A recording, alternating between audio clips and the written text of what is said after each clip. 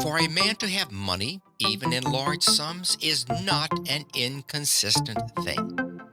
We preach against covetousness, and you know we do in the pulpit, and oftentimes preach against it so long and use the terms about filthy lucre so extremely that Christians get the idea that when we stand in the pulpit, we believe it is wicked for any man to have money until the collection basket goes around. And then we almost swear at the people because they don't give more money. Oh, the inconsistency of such doctrines as that. Money is power, and you ought to be reasonably ambitious to have it. You ought because you can do more good with it than you could without it. Money printed your Bible. Money builds your churches. Money sends your missionaries, and money pays your preachers, and you would not have many of them either if you did not pay them. I am always willing that my church should raise my salary, because the church that pays the largest salary always raises it the easiest. You never knew an exception to it in your life. The man who gets the largest salary can do the most good with the power that is furnished to him. Of course he can, if his spirit be right to use it for what it is given to him. I say then, you ought to have money. If you can honestly attain unto riches in Philadelphia, it is your Christian and godly duty to do so. It is an awful mistake of these pious people to think you must be awfully poor in order to be pious. Some men say, "Don't you sympathize with the poor people?" Of course I do, or else I would not have been lecturing these years. I won't give in but what I sympathize with the poor, but the number of poor who are to be sympathized with is very small. To sympathize with a man whom God has punished for his sins, thus to help him when God would still continue a just punishment, is to do wrong, no doubt about it. And we do that more than we help those who are deserving. While we should sympathize with God's poor, that is, those who cannot help themselves, let us remember there is not a poor person in the United States who was not made poor by his own shortcomings or by the shortcomings of someone else. It is all wrong to be poor anyhow. Let us give in to that argument and pass that to one side. A gentleman gets up back there and says, "Don't you think there are some things in the world that are better than money?" Of course I do, but I'm talking about money now. Of course there are some things higher than money. Oh yes, I know by the grave that has left me standing alone that there are some things in the world that are higher and sweeter and purer than money. Well do I know there are some things higher and grander than gold. Love is the grandest thing on God's earth, but fortunate the lover who has plenty of money. Money is power. Money is force. Money will do good as well as harm. In the hands of good men and women, it could accomplish, and it has accomplished, good. I hate to leave that behind me. I heard a man get up in a prayer meeting in our city and thank the Lord he was one of God's poor. Well, I wonder what his wife thinks about that. She earns all the money that comes into that house, and he smokes a part of that on the veranda. I don't want to see any more of the Lord's poor of that kind, and I don't believe the Lord does.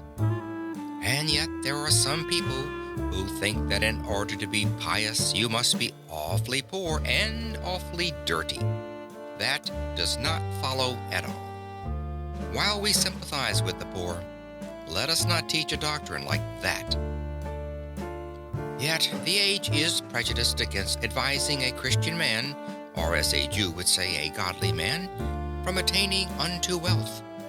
The prejudice is so universal, and the years are far enough back, I think, for me to safely mention that years ago up at Temple University, there was a young man in our theological school who thought he was the only pious student in that department. He came into my office one evening and sat down by my desk and said to me, Mr. President, I think it is my duty, sir, to come in and labor with you. What has happened now? Said he. I heard you say at the academy at the Pierce School commencement that you thought it was an honorable ambition for a young man to desire to have wealth, and that you thought it made him temperate, made him anxious to have a good name, and made him industrious. You spoke about man's ambition to have money helping to make him a good man. Sir, I have come to tell you the Holy Bible says that money is the root of all evil. I told him I had never seen it in the Bible and advised him to go out into the chapel and get the Bible and show me the place. So he went for the Bible, and soon he stalked into my office with the Bible open, with all the bigoted pride of the narrow sectarian, or of one who founds his Christianity on some misinterpretation of Scripture. He flung the Bible down on my desk and fairly squealed into my ear. There it is, Mr. President. You can read it for yourself. I said to him, well, young man, you will learn when you get a little older that you cannot trust another denomination to read the Bible for you. You belong to another denomination. You are taught in the theological school, however, that emphasis is exegesis. Now, will you take that Bible and read it yourself and give the proper emphasis to it? He took the Bible and proudly read, "The love of money is the root of all evil." Then he had it right.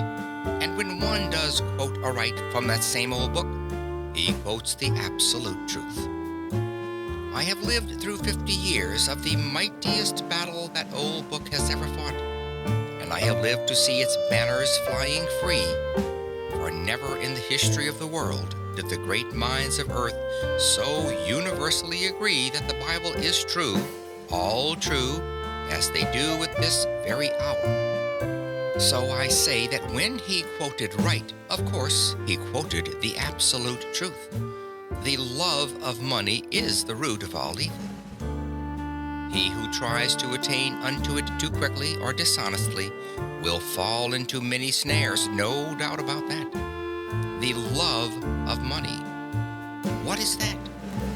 It is the making an idol of money, and idolatry, pure and simple everywhere, is condemned by the Holy Scriptures and by man's common sense. The man that worships the dollar instead of thinking of the purposes for which it ought to be used, the man who idolizes simply money, the miser that hoards his money in the cellar or hides it in his stocking, or refuses to invest it where it will do the world good, that man who hugs the dollar until the eagle squeals has in him the root of all evil.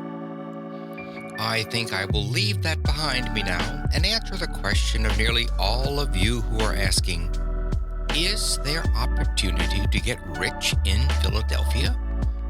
Well, now, how simple a thing it is to see where it is, and the instant you see where it is yours.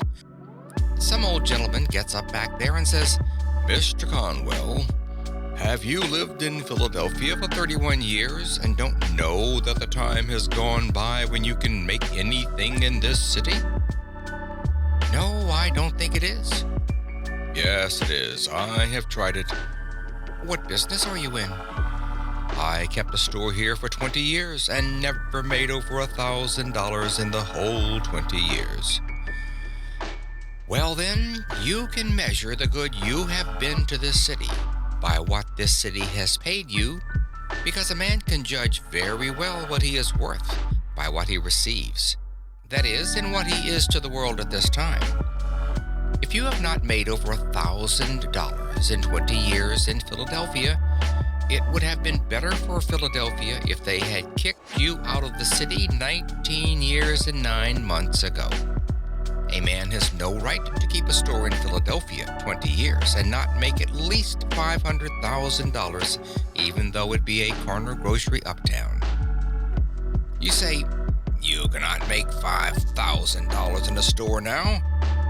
Oh, my friends, if you will take only 4 blocks around you and find out what the people want and what you ought to supply, and set them down with your pencil and figure out the profits you would make if you did supply them, you would very soon see it. There is wealth right within the sound of your voice. Someone says, "You don't know anything about business. A preacher never knows a thing about business." Well, then I will have to prove that I am an expert. I don't like to do this, but I have to do it because my testimony will not be taken if I am not an expert. My father kept a country store, and if there is any place under the stars where a man gets all sorts of experience in every kind of mercantile transactions, it is in the country store.